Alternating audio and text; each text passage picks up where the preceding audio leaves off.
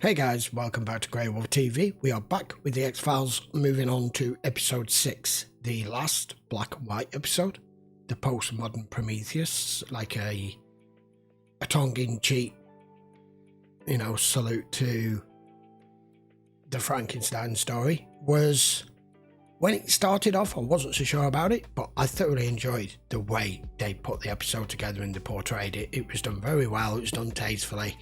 It had just enough humour in it, and it was completely unexpected, of course, which they like to throw these episodes in every now and again. I have noticed that. Anyway, we're going to move straight on. Let's find out what happens next. Episode 6. Bill? Just ignore it. I wouldn't answer somebody else's phone. Scully residence? Dana. Yes, I'm sorry. Who is this? Dana. She needs your help. What? She needs you, Dana. Who is this? Can you transfer me to your sound agent, please?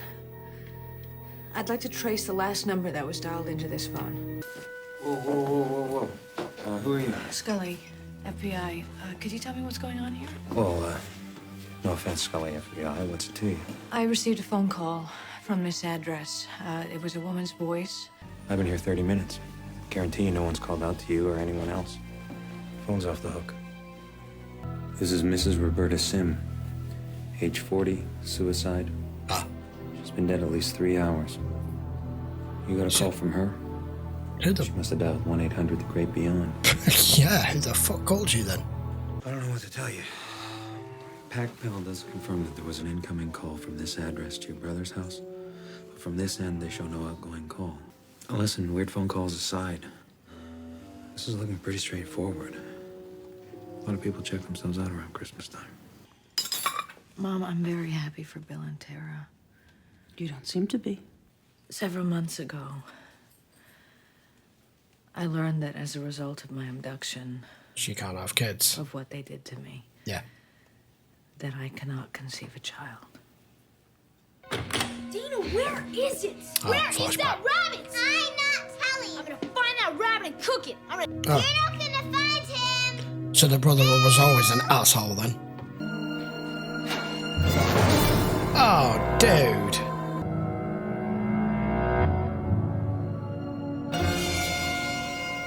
What? How is that possible? Why are you doing this? Go to her. I received a phone call less than an hour ago. I was addressed by name and told that I needed to help someone, a woman. You were here earlier. Yes, Yes, the detective told me something about a screw up with the phones. I understand. Well, if you understand, then you'll stop coming Leave around us alone. upsetting me with this nonsense. That's peculiar. Who the hell has a business meeting 6 hours after you just come home to be told your wife's committed suicide? That doesn't happen. And he's left his daughter on her own upstairs. As a Says doctor. The precinct visited the Sims before 2 weeks ago. A domestic disturbance call. We sent a unit because the neighbors were complaining. They were screaming at each other. Says they turned up high levels of Duratriptan. Some kind of new migraine medicine. Apparently, you take enough of it, you're wearing a cloud for a hat. I think Scully's going to reveal there's something more to this.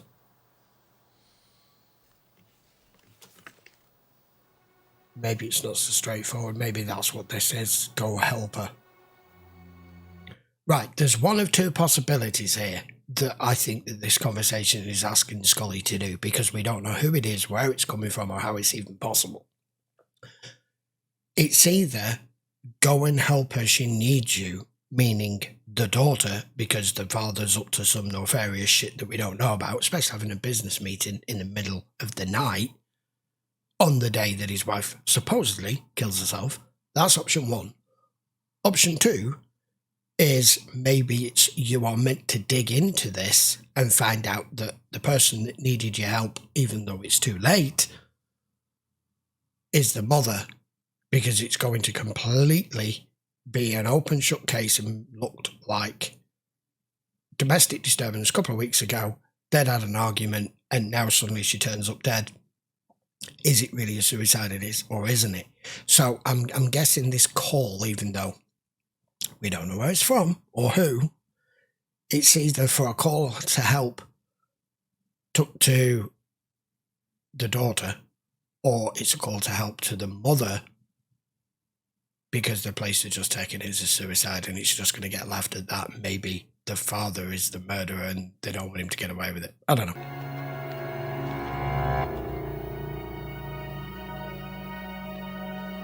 That's Melissa when she was little. Oh my god, that is uncanny. Even the teeth are the same. I need the complete case files on my sister, Melissa Scully.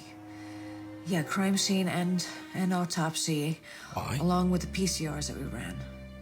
Oh. It's supposed to be a vacation. Which working on is so important. Why do you care?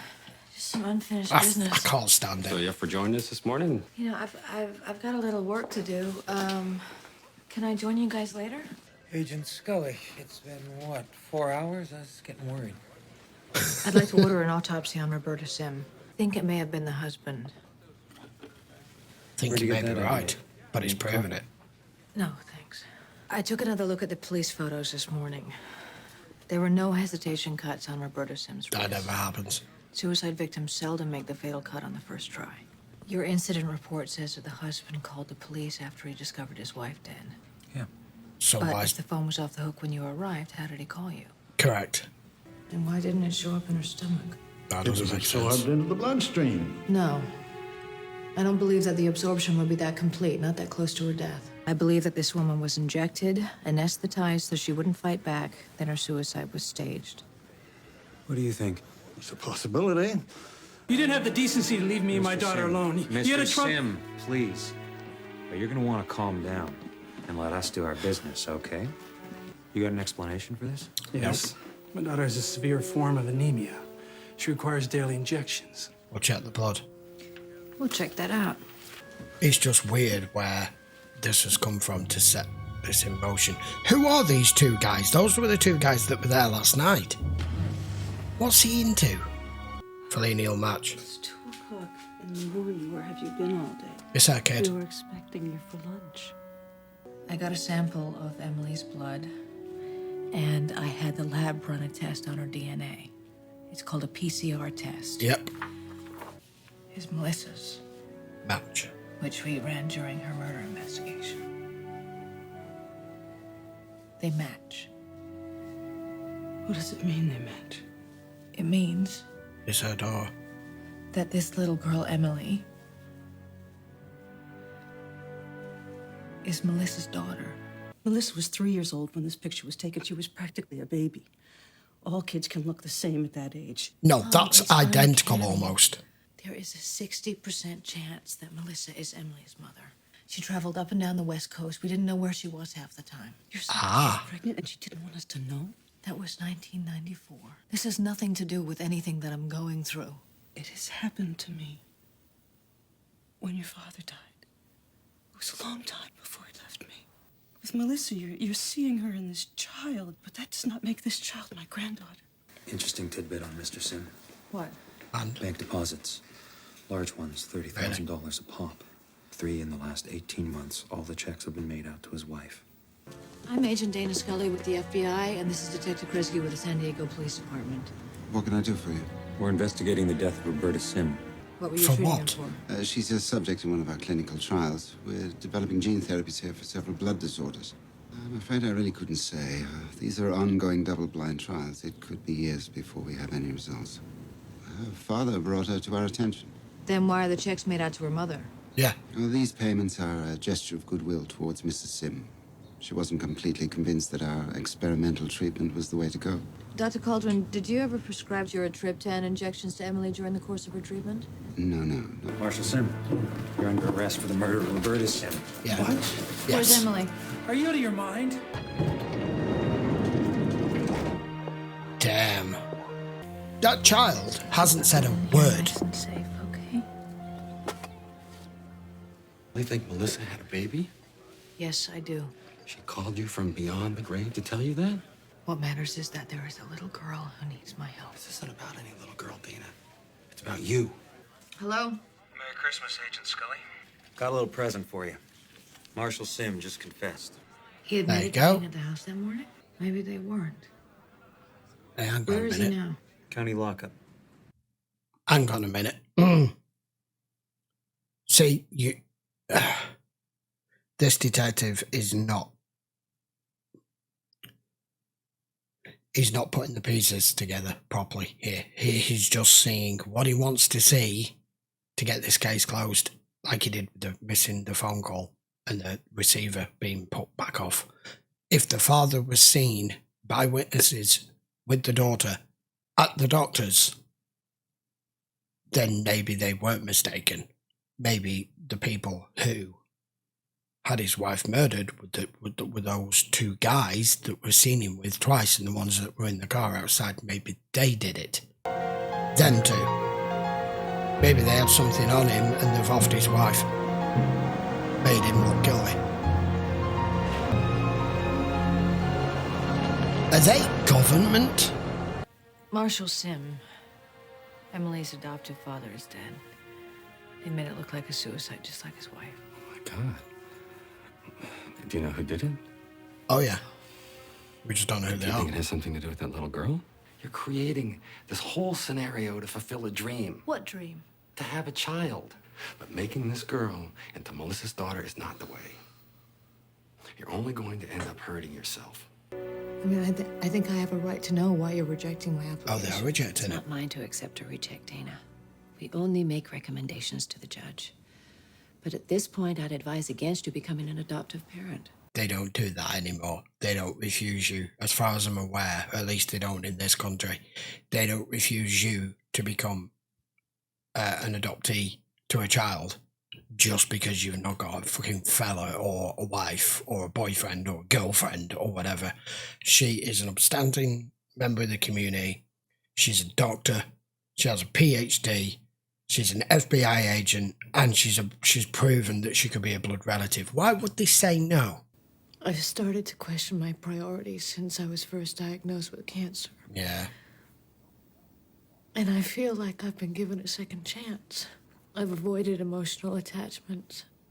Perhaps I've been so afraid of death and dying that any connection just seemed like a bad thing. According to her doctors, her condition is incurable. She requires constant care, both medical and emotional. She's going to die from it? The good news is, you have first-hand experience of grave illness. You know, when I started med school, it felt so right. It just seemed like that's where I was supposed to be. And It is. then by the time I graduated, I just knew it was wrong. You follow your heart, and it'll take you where you're supposed to go. God, you sound like a greeting card. I don't believe in fate.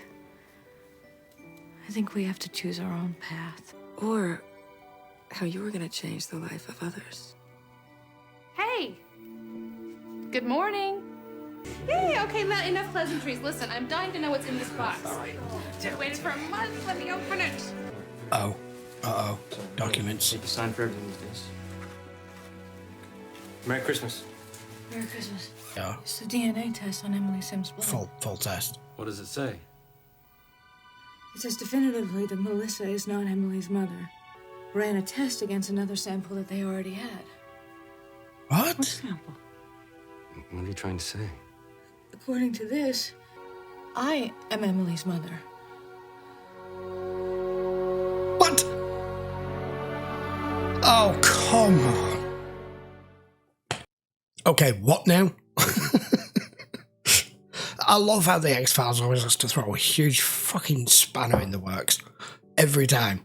Okay, alright. So, we've just gone through all of that to find out none of it was what we thought it was. All it's enabled is for that child to be removed from that family because the mother was murdered, the father's been murdered, both have been made to look like suicides. We don't know who those two guys are. We don't know if it's all to do with surrounding the girl. Now it looks like it possibly is, because now it comes back that it was a very close match to your sister, but it's more of a match to you. How the hell has that happened? Is this, do you remember going back a bit when Scully was experimented on, and we know they'd taken her. They'd done all sorts of procedures on her, and she could possibly have had a child or had her ovum removed, and have no recollection or knowledge of it, like a lot of all the other women who were abducted as well. We saw her with like a huge belly with that thing on that was attached to her. Maybe that's what they're trying to hide here. And because they'd placed her with a family, and then that happened to the family, and in a minute you turned up starting asking questions and revealing that this wasn't what it appeared to be, they have tried to get her away from you.